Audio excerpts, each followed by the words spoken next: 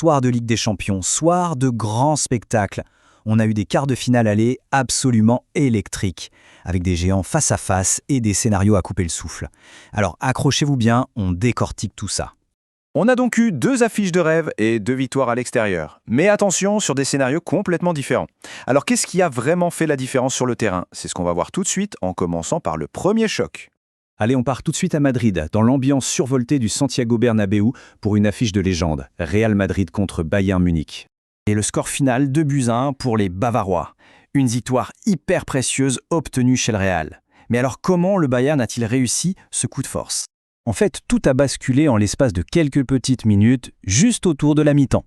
Diaz marque pour le Bayern juste avant la pause, on se dit que le Real va pouvoir se reprendre, et paf, à la reprise, même pas 20 secondes de jeu, et Ken double la mise. Un véritable coup de massue psychologique. Évidemment, le Real a tout tenté pour revenir. Kylian Mbappé a réussi à réduire le score, redonnant de l'espoir à tout le stade à un quart d'heure de la fin. Mais malgré une pression infernale, le mur bavarois, lui, a tenu bon. Et si le Real n'a pas réussi à revenir, c'est en très grande partie grâce à cet homme, Manuel Neuer, qui a été tout simplement monumental. 9 arrêts décisifs, une performance de classe mondiale, ni plus ni moins. Quand on regarde les chiffres de la possession, c'est très équilibré. 52% contre 48%. Ça montre bien que ce n'était pas une domination d'un côté ou de l'autre, mais une vraie bataille tactique. Simplement, le Bayern a été plus efficace, plus tueur dans les moments clés pour faire la différence. Et pendant ce temps-là, à Lisbonne, l'ambiance était totalement différente. Pas de folie offensive, mais plutôt un duel tactique très fermé, un vrai bras de fer entre le Sporting et Arsenal. Et à la fin, pourtant, le résultat est quasi le même. Une victoire à l'extérieur.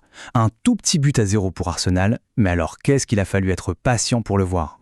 La tension était vraiment palpable tout au long du match. Chaque équipe a eu sa chance, chacune a même touché les poteaux. Dans ce genre de rencontre cadenassée, on sait que le premier but est souvent décisif. Et la délivrance, elle est arrivée au bout du suspense, 91e minute. C'est ce qu'on appelle un coaching gagnant. Kai Havertz, à peine entré en jeu, qui surgit et qui offre une victoire presque inespérée aux Gunners. C'est incroyable. Mais attention, cette victoire tardive, ce n'est pas un coup de chance. Avec 56% de possession, Arsenal a patiemment construit son match, a usé son adversaire, jusqu'à trouver la faille dans les tout derniers instants. Bon, alors si on fait le bilan de ces 2 rencontres, que faut-il retenir? Eh bien, il y a un thème commun qui saute aux yeux, ce sont des victoires obtenues dans la douleur, à l'arraché. On a donc 2 scénarios bien distincts. D'un côté, le Bayern qui frappe très fort en quelques minutes, de l'autre, la patience d'Arsenal qui finit par payer à la dernière seconde. Mais le résultat, au fond, elle-même, une victoire hyper importante par un seul petit but d'écart. Au final, cette conclusion résume tout parfaitement. Ces 2 résultats serrés confirment que rien n'est joué dans cette édition. Le suspense pour les matchs retour est total. Les vainqueurs de la soirée, donc le Bayern et Arsenal, ont pris ce qu'on appelle une petite option. C'est un avantage qui est minime, c'est vrai, mais sur le plan psychologique et comptable, il est extrêmement précieux à ce niveau de la compétition. Et maintenant, bien sûr, on se projette, parce que la qualification, elle va se jouer la semaine prochaine, lors de matchs retour qui s'annoncent absolument bouillants. Pour les perdants du soir, la mission est simple à comprendre, mais quasi impossible à réaliser.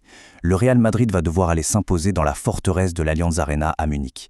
Et le Sporting, lui, doit réaliser l'exploit de marquer au moins 2 fois à Londres sans encaisser. Ce sont 2 défis immenses. Alors, la grande question qu'on se pose tous, qui va se hisser dans le dernier carré? Est-ce que les vainqueurs de ce soir vont réussir à confirmer, ou est-ce qu'on va assister à des renversements de situation spectaculaires? Une chose est sûre, rien n'est joué.